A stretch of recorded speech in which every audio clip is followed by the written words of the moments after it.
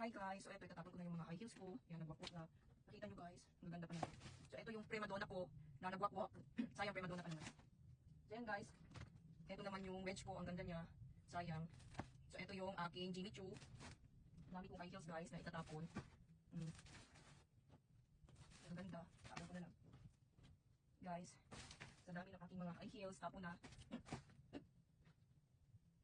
Shoes. So, kung sino man yung makapulot dito guys, bahala na silang magpatahi. Pwede pa nila ipatahi yan. Or palagyan nila ng ilalim. Sayang. Sayang kasi, di ba? Yung iba guys, hindi pa masyadong nagamit. Pinapon ko na dun sa taas. Pipili pa ako guys. Kita nyo guys ito. Ang ganda nito oh.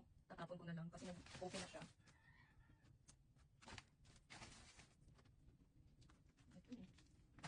Yan guys, so marami siya. Mamimili pa ako na iba, itatapon ko na. Hi guys, so ito na yung mga shoes, high heels, sandal na itatapon ko na kasi meron na siyang crack. Then nasira talaga siya guys dahil na-stock up. So lesson learned para sa mga mahilig mag-shopping, mahilig sa mga gamit. Ayan, pag hindi nagamit yung mga shoes nyo, sandal, high heels nyo, magka-crack siya for many months na hindi nagamit. Yan guys, pinipili ko na para itapon. Yung iba naman ito guys, kinuha na. Ayan. Thank you for watching.